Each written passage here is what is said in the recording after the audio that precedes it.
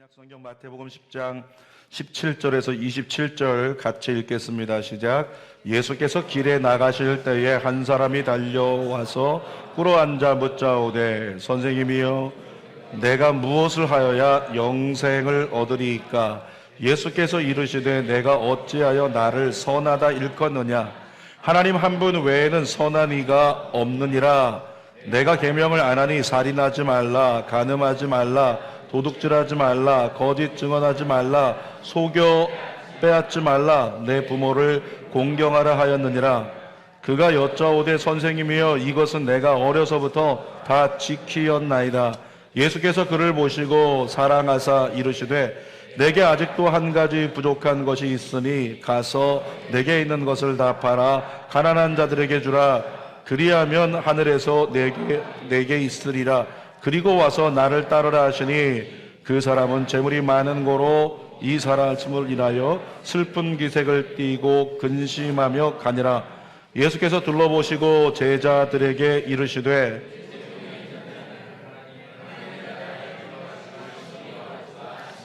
제자들이 그 말씀에 놀라는지라. 예수께서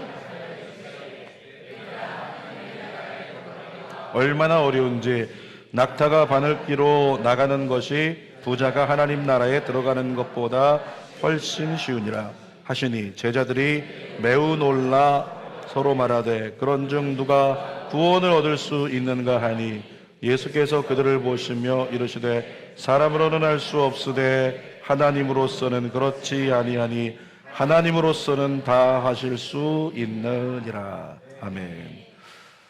오늘은 마가복음 10장 17절에서 27절 말씀을 가지고 예수밖에 다른 길은 없다 같이 읽겠습니다. 예수밖에 다른 길은 없다. 믿으십니까? 다시 한번 시작. 예수밖에 다른 길은 없다.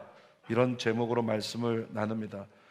그리스도인 된 저와 여러분들에게 나에게 있어서 제일 중요한 삶의 질문이 뭐냐 이렇게 물어보면 이런 대답을 하시는 분들이 있습니다. 어떻게 하면 우리 아이들 더 잘 성공시킬 수 있을 것인가?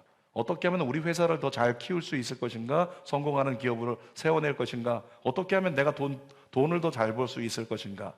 이런 질문을 우리는 하게 된다는 거죠. 여러분, 이런 질문을 우리가 하고 있다면 우리는 초급 수준의 그리스도인입니다. 뭐라고요? 초급 수준. 그리스도인이 아니라고 안 했어요? 초급 수준. 어떻게 하면 돈 더 잘 벌 수 있는가? 너무나 여기에 많이 매여 있었는데 이건 초급 수준밖에 안 되는 거예요.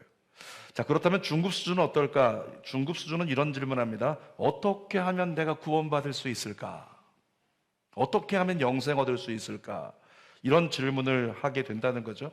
그런데 예배 자리에 있으면서도 내가 어떻게 하면 구원받을까? 어떻게 하면 영생 얻을 수 있을까? 이런 고민을 하는 사람이 있다면 그 이유는 뭐냐면 스스로가 자각하기에 내 자신이 부족하다는 걸 느끼기 때문에 그런 거예요.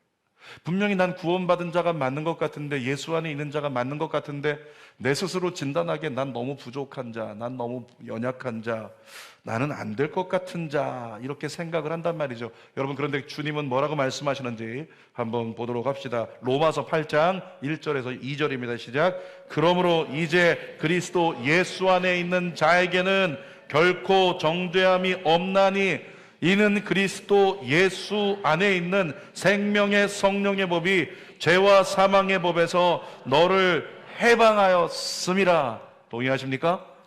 하나님께서 말씀하세요. 너는 죄와 사망의 법에서 해방되었다. 이제 너는 정죄함이 없다. 그러므로 너는 구원받는 것 문제없이 구원 안으로 들어갔다. 아멘. 그렇게 주님은 말씀하고 계시는 거예요. 우리 스스로가 말씀보다 내 생각과 내 판단, 내 기준을 너무 크게 생각하니까 내가 생각하기에 나는 지금 부족한데 자꾸만 여기에 눌려가지고 의인이라 선포하지 못하고 구원받은 자라 선포하지 못할 뿐이라는 거죠. 여러분, 그러면 상급 수준의 그리스도인은 어떤 질문을 할까? 이런 질문합니다. 어떻게 하면 나를 더 주님 앞에 드릴 수 있을까? 여러분, 이런 질문이 여러분 안에서 나오길 축복합니다. 따라합시다. 어떻게 하면 나를 드릴 수 있을까? 상급 수준의 고민은 그런 거예요. 여러분, 그런 사람은 어떻게 하면 나를 드릴 수 있을까? 좀 더 드릴 수 있을까? 이런 고민하는 사람은 내가 좀 더 얻고 싶은 것, 더 얻어야 되는 거, 이런 것에 큰 의미를 두지 않습니다. 그런 사람은 주님께 더 쓰임받고 싶은 소망이, 갈망이 되는 예배자가 된다는 거죠. 그는 깨달아요. 삶의 목적이 하나님께 영광을 돌리는 삶이라는 것을 정말 진심으로 깨달았기 때문에 이제는 내 삶을 통해 주님이 높아졌으면 좋겠다, 주님이 드러났으면 좋겠다, 가슴 떨리도록 그 마음을 가지고 어떻게 하면 내가 주님께 나를 더 드릴 수 있을까, 그런 질문을 갖는다는 거죠. 그런 사람이 바로 상급 수준의 그리스도인이라고 하는 겁니다. 자, 오늘 설교와 기도를 통해서요, 우리의 영적 수준의 업그레이드가 일어나기를 축복합니다. 우리의 삶의 고민의 질문이 바뀌는 역사가 있기를 축복합니다. 자, 세 가지. 첫 번째, 오늘 본문에 있는 청년이 이렇게 질문을 합니다. 어떻게 하면 영생을 얻으리까? 이렇게 질문했던 본문에 한 청년이 있어요. 자, 예수님께서 길을 가십니다. 근데 누군가 한 청년이 뛰어나오더니 갑자기 예수님 앞에 엎드리는 거예요. 그냥 가만히 서서 무릎 꿇은 게 아니라 바닥에 완전히 엎드려 경배하면서 예수님께 질문을 했죠. 17절 중반절 스크린 보고 읽어볼게요. 내가 무엇을 하여야 영생을 얻으리까? 여러분, 이런 질문을 하는 것을 볼 때요, 그는 아직 영생에 대한 구원의 확신이 부족했다는 걸 깨달을 수가 있어요. 예수님은 이 사실을 아시고 이 청년의 답답한 삶을 풀어주기 위해서 말씀을 이어가셨어요. 19절 20절 예수님 말씀 읽어볼게요. 내가 계명을 안 하니 살인하지 말라, 간음하지 말라, 도둑질하지 말라, 거짓 증언하지 말라, 속여 빼앗지 말라, 내 부모를 공경하라, 그렇게 말씀하셨어요. 그리고 20절에도 시작, 그가 여짜오되 선생님이여 이것은 내가 어려서부터 다 지켰나이다. 그러니까 예수님은 영생 받고 싶으면, 영생 얻고 싶으면 십계명 알지? 잘 지키면 돼. 말씀 지키는 삶을 열심히 살면 되는 거야. 이 청년이 얘기합니다. 내가 어려서부터 믿음 안에서 경건하게 다 지켰다고. 그런데 이 청년은 뭐라고 이야기하고 있는 거예요? 스스로 생각하기에 부족함이 없는 것 같아요. 그런데 무언가 채워지지 않는 여기 빈 공간, 무언가 허전한, 이게 뭘까? 그래서 예수님께 영생을 구하고 있는 거죠. 어느 누구도 건드리지 않았던 이 청년의 아킬레스건이 있었는데 예수님께서 그 아킬레스건을 건드리십니다. 자, 성경 21절 상반절 한번 읽어볼게요. 시작. 예수께서 그를 보시고 사랑하사 이르시되 내게 아직도 한 가지 부족한 것이 있으니, 이런 거죠. 예수님께서 너 다 지켰다고? 정말 완벽하게 신앙 안에 모든 율법을 지키고 살았다고? 그러면 내가 가르쳐 줄게. 너에게 아직 한 가지 부족한 게 있다. 여러분 안에 내가 신앙생활 나름대로 난 열심히 하는 사람이라고 생각하지만 하나님 앞에 섰을 때 하나님이 여러분에게 너에게 아직 한 가지 부족한 게 있다, 이렇게 말씀하실 수 있어요.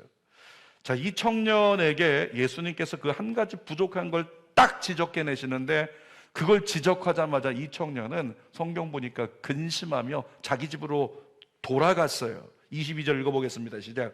그 사람은 재물이 많은 고로 이 말씀을 인하여 슬픈 기색을 띠고 근심하며 가니라. 분명히 돈이 많았다 그랬어요. 가진 소유가 많은데 예수님 말씀하신 한마디 때문에 근심하며 집으로 돌아갔다는 건 아마도 예수님께서 그 재물에 대해서, 재정에 대해서 이야기를 하신 것 같다 확인할 수 있겠죠. 재물이 많아서 근심했다는 건 이 청년에게 무엇이 우상이다? 재물이 우상이었다는 걸 드러내고 있는 거예요. 그 청년에게 진짜 하나님은, 내가 열심히 믿는다고 생각했던 하나님이 진짜 하나님이 아니라 삶을 보니까 그에게 있어서 재물이 하나님이었구나, 이 사실을 우리가 확인할 수 있는 거죠. 자, 성경 읽어보겠습니다. 21절 중반절 읽어볼게요. 시작. 가서 있는 것을 다 팔아 가난한 자들에게 주라. 그리하면 하늘에서 보화가 내게 있으리라. 그리고 와서 나를 따르라 하시니. 여러분, 이 대목에서 한 스님이 생각이 납니다. 어떤 스님이 무소유를 주장하셨어요. 그래서 승려복 딱 2벌 가지고 사셨어요. 그러니까 아무것도 난 소유하지 않고 그냥 승려복 2벌 가지고 그렇게 평생 공양하다가 뭐라 그러죠? 열심히 불공드리고 그렇게 열심히 불교의 신앙 가지고 살다가 그렇게 세상을 떠났단 말이에요. 그러니까 많은 사람이 와, 대단한 분, 무소유를 실천하신 분, 그렇게 존경하는 사람들이 있어요. 제가 그 대목에서요, 숙녀가 안 되고 목사가 된 게 너무 감사합니다. 저는 무소유를 주장하지 않습니다. 근데 예수님이 지금 뭐라고 말씀하셨냐면 너 가진 걸 다 이렇게 말씀하셨어요. 가진 걸 전부 다 가난한 사람들에게 나눠주고 그리고 나서 나를 따르라 이렇게 말씀하셨다는 거죠. 여러분, 예수님 말씀이 진짜 무소유를 실현하라고 말씀하시는 것인가 그런 의미입니까? 아닙니다. 예수님이 그렇게 일부러 말씀하신 이유가 있어요. 이 청년의 우상이 돈이었던 걸 예수님 아셨다는 거죠. 이 청년이 재물을 포기하지 못하고 재물이라고 하는 두 주인을 포기하지 못할 사람이라는 것을, 그 상태라는 것을 아시고 예수님께서 그의 실체를 드러내신 것입니다. 여러분, 예수 믿는 거요, 어쩌면은 쉽지 않습니다. 예수 믿는 거 대단히 힘들다고 얘기할 수 있어요. 예수 믿기 시작하면 제사 지내지 말라고 합니다. 왜냐하면 제사 지내는 건 우상 숭배니까. 또 예수 믿으면 술, 담배 하지 말라고 합니다. 그것만 하지 말라는 것도 아니고 도박도 하지 말라고 합니다. 여러분, 대한민국의 우리 조선 땅에 복음이 처음 들어왔을 때는 문화가 어땠는지 아세요? 선교사들이 들어와가지고, 그 아시죠? 지금도 유럽에 있는 목사님들은 성도들과 같이 맥주를 마셔요. 독일에서. 그것은 문화예요. 우리 팔레스타인 지역에 가면 선교사님들이, 그곳에 있는 성직자들이, 랍비들이나 모든 성직자들이 성도들과 포도주 편하게 다 마신단 말이죠. 근데 한반도의 복음이 딱 들어왔을 때 초창기에 그랬어요. 예배 끝나고 나면 우리 성도들과 함께 선교사님들이 같이 둘러서 가지고, 이것이 조선의 탁주입니까? 그러면서 막걸리 같이 마시고 같이 즐겼던 시간들이 있어요. 예배 들어오는데 사람들이 신발장에다가 뭘 꼽아 놓습니다. 지금은 이렇게 작은 담배를 피겠지만은 긴 대에 있는 담배대라고 하는 게 있었잖아요. 그 담배를 태우는 분들이 태우는 담배를 가지고 오다가 예배 직전에 한 대 태우고 그 다음에 신발장에다가 가지런히 나란하게 올려놔요. 그리고 예배 끝나고 나면 다 같이 나와서 우리 선교사님과 함께 그걸 같이 피우면서 그렇게 담소를 나눴던 그 시절이 있었단 말이에요. 선교사들이 처음 들어왔을 땐 그랬어요. 근데 한 10년쯤 지나면서 선교사들이 조선을 진단합니다. 이 조선 사람들은 담배 때문에 망한다. 왜냐하면 담배만 태우는 것이 아니라 거기서 아편도 태우고 여러 가지 많은 문제가 생기니까 담배 때문에 망하는 이 민족, 술 문화 때문에 망하는 이 민족, 도박 때문에 망하는 이 민족, 안 되겠다. 그래서 기독교계에서 선교사님들이 결의해서 공포한 것이 금주, 금연, 도박하지 말 것, 이 세 가지를 공포하면서 한국교회는 이 세 가지를 지키지 않으면 제대로 된 계몽이 일어나지 않는다. 그렇게 주장하면서부터 술을 마시지 마라, 담배 피지 말라 이야기를 했단 말이죠. 여러분, 술 담배 하지 말라고 교회 오면 얘기합니다. 저도 얘기합니다. 근데 피다 걸리면 제가 어깨를 쓰다듬어 줍니다. 안 걸리고 피라고 이렇게 얘기하죠. 한마디로 성경을 보면 덕이 되지 않는 건 하지 말라, 이런 말씀인 거예요. 고린도전서 8장 13절 읽어보겠습니다. 시작. 그러므로 음식이 내 형제를 실족하게 한다면 나는 영원히 고기를 먹지 아니하여 내 형제를 실족하지 않게 하리라. 그러니까 정말 덕이 되지 않으면 난 내려놓음을 통해서 모든 사람이 믿음 안에 잘 설 수 있는 그런 돕는 자가 되겠다, 이런 결단이 바울 안에 있었던 거죠. 또 교회 다니면 주일 성수하라 그래요. 주일 성수하지 않으면, 어떤 교회는 그런 얘기합니다. 저희 교회 그렇지 않아서 여러분 감사하죠. 주일 성수하지 않으면 지옥 간다, 이렇게 얘기하는 교회도 있어요. 주일 성수하지 않으면 주일날 딴 데 놀러 가다 다리 부러진다, 이런 얘기하는 데 있어요. 진짜 그랬더니 어떤 장로님이 다리가 부러졌네요. 그래서 그 해에는 주일날 빠지는 성도가 거의 없었대요. 이런 일도 있다. 여러분, 또 주일 성수하라고 그러고 집사 직분을 받았더니 집사 이상의 직분자가 되면 그때부터 새벽기도 나와라, 주중예배도 나와라, 봉사해라, 자꾸 강요되기 시작합니다. 각종 예물과 11조를 드려야 된다고 가르칩니다. 온전한 헌금 생활을 해야 된다고 가르쳐요. 여러분 해보신 분들 계시죠? 대단히 쉽지 않고 힘들다라고 하는 겁니다. 근데 오늘 본문의 청년도 그랬어요.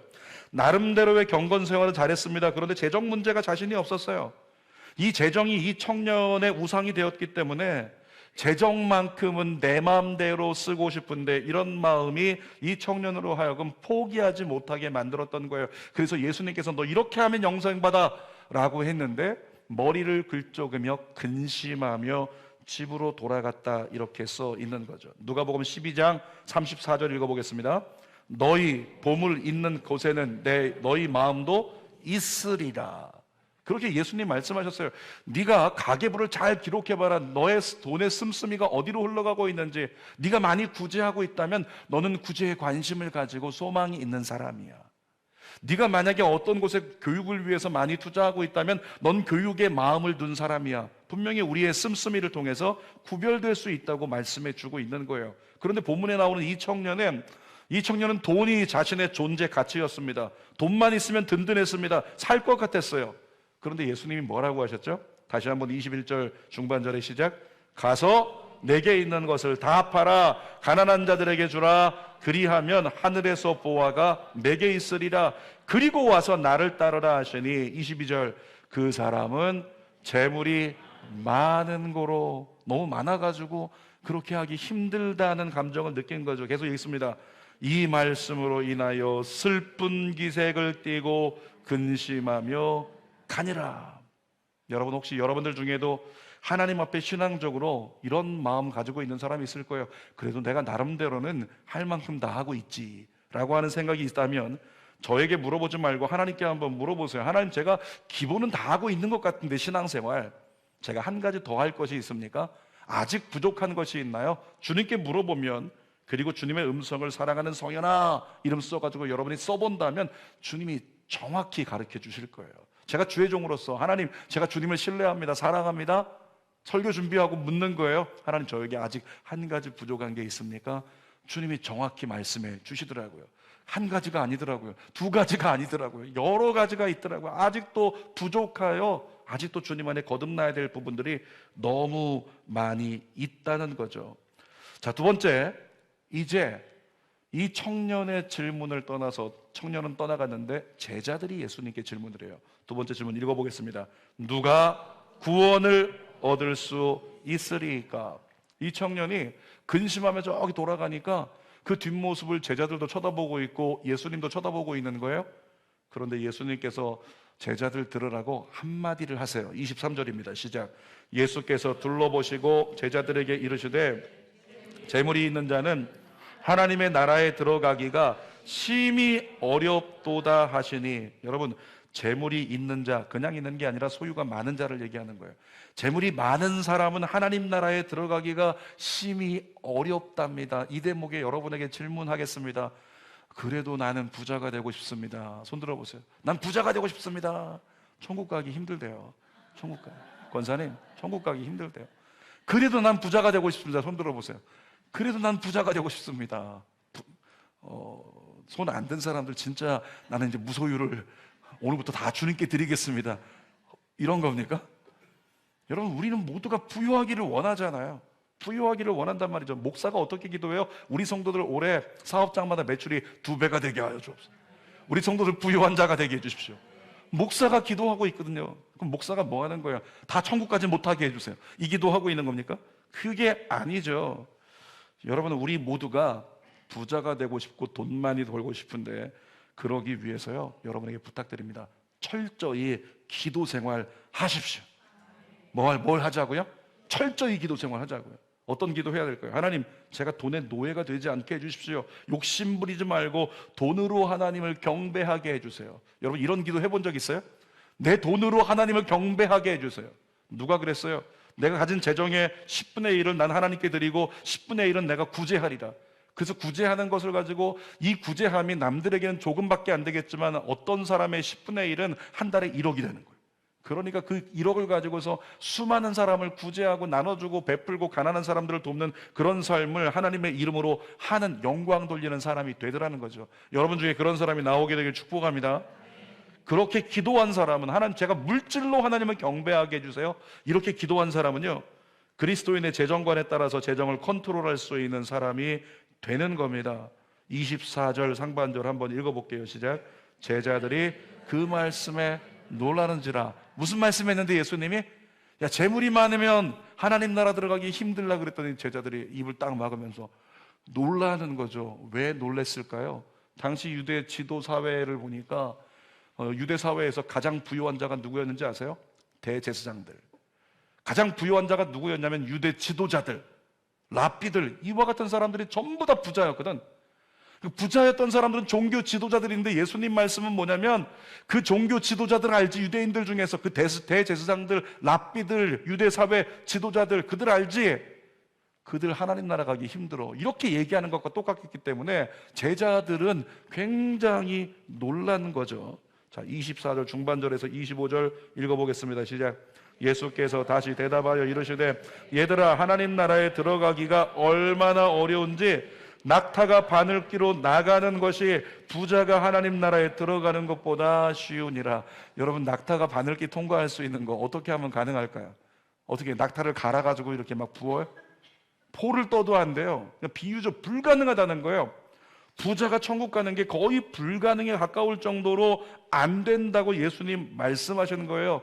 그 이유가 뭐냐면 두 주인을 섬길 수밖에 없는 인간의 연약함이 있기 때문에. 두 주인을 섬기게 되니까 결국에는 하나님의 법에 위배돼서 하나님을 온전히 섬기지 못하고 우상을 섬기니 그것으로 말미암아 때로는 징계받고 심판받는 역사가 있을 것이라고 말씀하고 있는 거죠. 자, 24절에서는 제자들 놀랐다고 했어요. 26절 가면 어떻게 써있는 줄 아세요? 제자들이 매우 놀랐대요. 아까는 정말 놀래가지고 어쩔 줄 몰라 하는데 이제는 바늘길을 통과하는 것, 낙타가 그거보다 어렵다? 안 된다는 거잖아. 매우 놀라서 제자들이 긴장한 채로 이렇게 예수님께 질문을 해요. 26절 시작. 제자들이 매우 놀라 서로 말하되 그런즉 누가 구원을 얻을 수 있는가 하니. 제자들의 질문이 탄식조 같아요. 야, 그렇다면 세상에 누가 구원을 받을 수 있는 건가? 진짜 구원받을 자가 있을까? 이렇게 탄식하고 있는 제자들, 이때를 기다렸다는 듯이 예수님께서 제자들에게, 그리고 오늘 이 자리에 있는 저와 여러분들에게 참복음을 선포하십니다. 27절입니다. 시작. 예수께서 그들을 보시며 이르시되 사람으로는 할 수 없으되 하나님으로서는 그렇지 아니하니 하나님으로서는 다 하실 수 있느니라. 마지막 절 한 번 더 시작. 하나님으로서는 다 하실 수 있느니라. 여러분 자신을 향해서 하나님으로서는 다 하실 수 있느니라. 아멘. 동의하십니까? 하나님은 다 하실 수 있다. 예수님의 선언이잖아요. 여러분, 이 말씀이 뭡니까? 구원의 문제, 영생의 문제, 이건 우리의 노력으로 되는 게 아니에요. 그건 우리의 어떤 노력과 우리의 힘쓰므로 되는 것이 아니라는 거죠. 그래서 이건 도저히 불가능하다, 안 되겠구나 싶었던 걸 예수님 뭐라고요? 하나님이 원하시면 그거 된다. 여러분 가정에 막힌 게 있습니까? 묶인 게 있습니까? 하나님이 원하시면 2024년 기도로 한계를 돌파하여 되는 역사를 체험하게 될 거라고 믿습니다. 바울도 탄식을 해요. 왜냐하면 우리가 엄밀히 따져보면 우리 자신에게 구원받을 조건보다도 구원받지 못할 조건이 우리에게 많거든요. 그러니까 우리 자신을 볼 때도 진짜 구원 가능한 걸까? 고개가 갸우뚱거려지는데 사도 바울이 똑같은 자신의 수준을 보면서 탄식했잖아요. 로마서 7장 24절 시작. 오라 나는 곤고한 사람이로다. 이 사망의 몸에서 누가 나를 건져내랴. 여러분, 사도 바울은 강렬하고 침통하게 탄식했지만 그런데 바울은 절망하지 않았어요. 이유가 뭐냐면 구원이 내 노력으로 되지 않는다는 것, 하나님의 은혜로 된다는 것, 로마서 1장부터 계속 얘기했잖아요. 그러니까 7장에 와가지고 나는 곤고한 사람이로다. 이 사망의 몸에서 누가 나를 건져내랴. 내가 구원받을 수 있을까? 이 연약함을 가지고 사도 바울은 그러나 절망하지 않았다고요. 왜? 로마서 3장 23절 24절에 선포한 것과 같았기 때문에 읽어보겠습니다. 모든 사람이 죄를 범하였음에 하나님의 영광에 이르지 못하더니 그리스도 예수 안에 있는 속량으로 말미암아 하나님의 은혜로 값없이 의롭다함을 얻은 자 되었느니라. 자기 자신에게 값없이부터 시작. 값없이 의롭다 하심을 얻은 자 되었느니라. 한 번 더. 값없이 의롭다 하심을 얻은 자 되었느니라. 믿으십니까? 내 노력으로 아예 안 되는데, 그래서 내 노력이 값이 된 게 하나도 없는데 하나님의 은혜가 나를 의롭다고 여겨주셔서 하나님으로 말미암아 나는 구원받은 자, 영생을 얻은 자가 된 것을 분명히 알았다는 거죠. 자, 세 번째로 하나님은 오늘 우리에게 이렇게 외치기를 원하십니다. 예수밖에 다른 길은 없다고요. 같이 할까요? 예수밖에 다른 길은 없다. 여러분, 예수님의 제자들은 예수님과 3년 반을 다녔지만 늘 부족함을 드러냈어요. 어느 날 보니까 빈들에서 복음을 전하고 계신데 수많은 사람이 모였네요. 저녁까지 예배가 계속되니까 사람들이 배고파서 어쩔 줄 몰라 해요. 그래서 예수님께서 제자들 모았습니다. 너희가 먹을 것을 주어라. 너희 가진 게 뭐가 있니? 그걸로 저들을 먹여라, 이 말씀이죠. 제자들이 뭐라고 했죠? 예수님, 어쩌면 이렇게까지 심하게 생각했을지 몰라요. 정신 차리십시오. 여긴 빈들입니다. 우리가 가진 건 물고기 2마리와 떡 5개밖에 없어요. 예수님, 이거 안 됩니다. 먹일 수 없습니다. 다 그렇게 얘기를 했잖아요.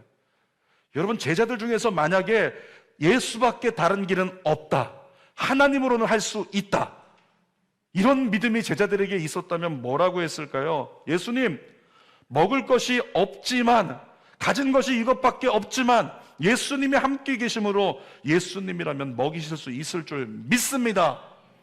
그렇게 고백하는 자가 나왔어야 되잖아요. 정말로 여러분들 중에서 하나님으로 가능하다, 예수밖에 다른 길이 없다, 그런 사람이 있다면 기도로 한계를 돌파하는 그 역사가 나에게 일어날 걸 믿고 무릎 꿇는 자가 될 줄 믿습니다. 또 어떤 귀신 들린 아이의 아버지가 제자들을 찾아왔어요. 이 아이를 좀 고쳐주셨으면 좋겠습니다. 예수님 너무 바쁘시네요. 그러니까 제자들이 붙잡고 기도했어요. 귀신을 쫓아내지 못했습니다. 제자들이 나중에 예수님이 귀신을 쫓아내 주셨는데 예수님께 물어봐요. 예수님, 저희는 왜 못한 거죠? 그때 유명한 말씀 있죠. 마가복음 9장 29절 시작. 기도 외에 다른 것으로는 이런 종류가 나갈 수 없느니라. 기도가 부족했기 때문이야. 너희가 기도하면 어떻게 된다? 한계는 돌파된다. 기도하면 하나님이 이루어 주신다.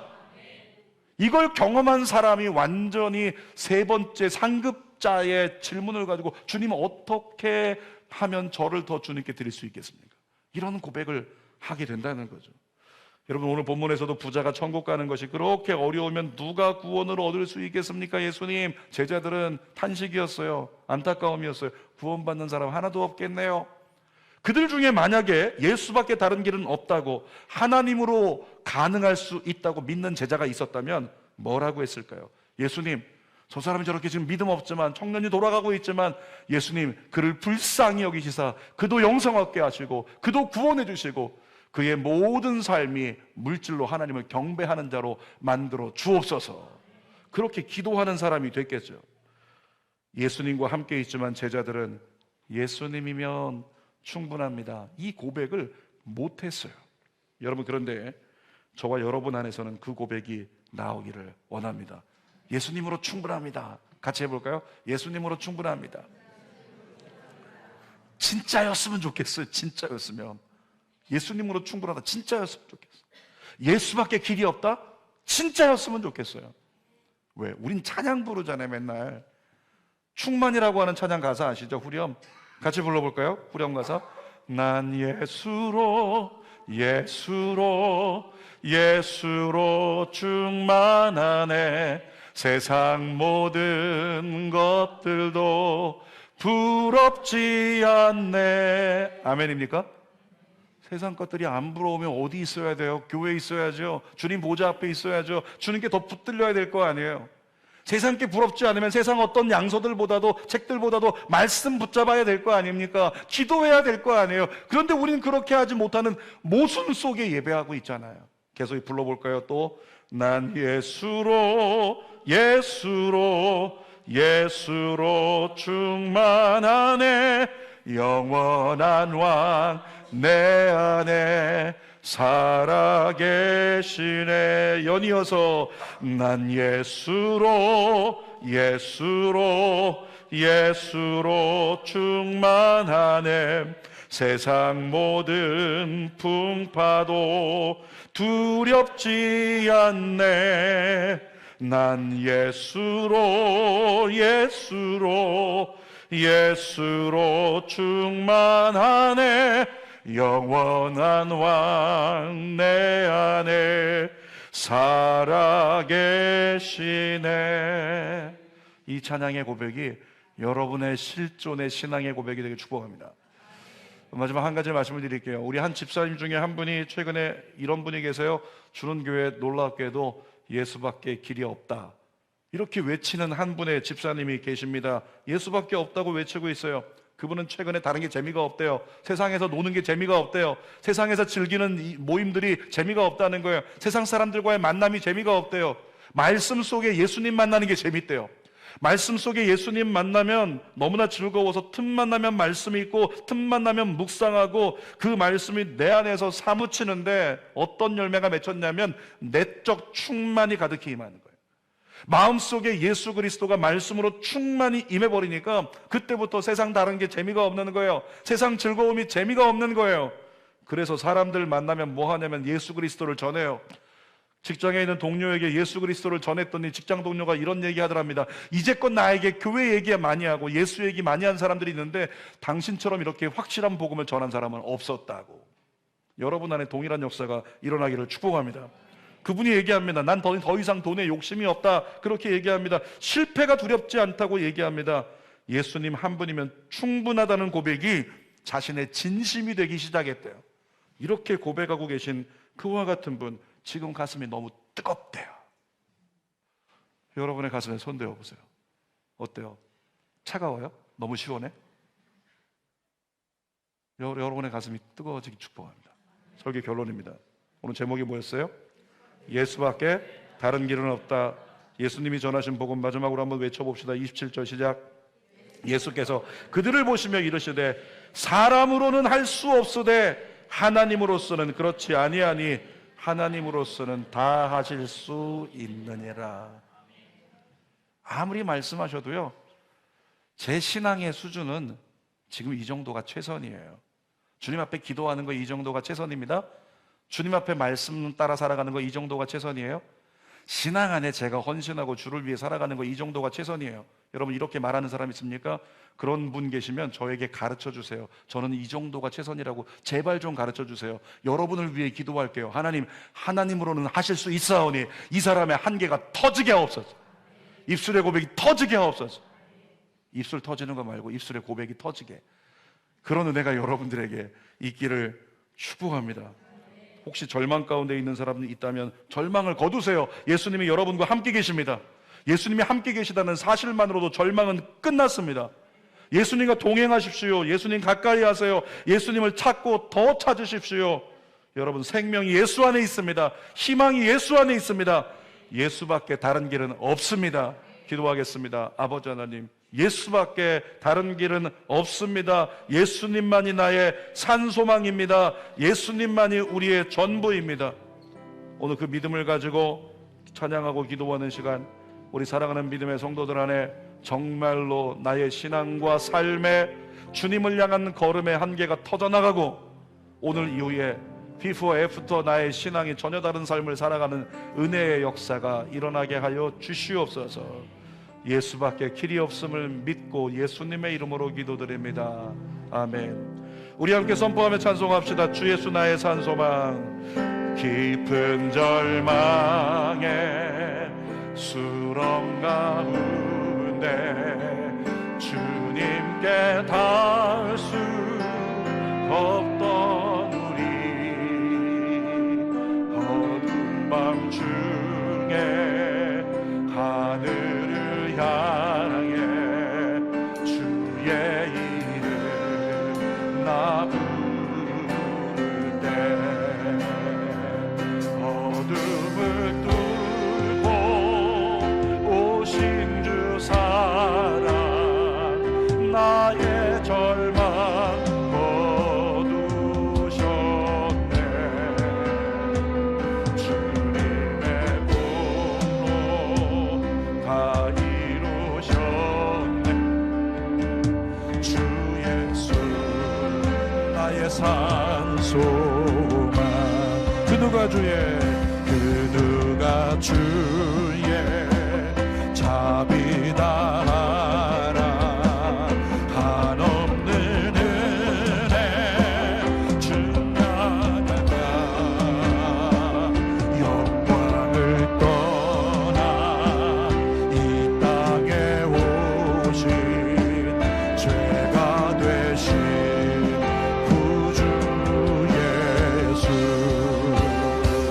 주의 십자가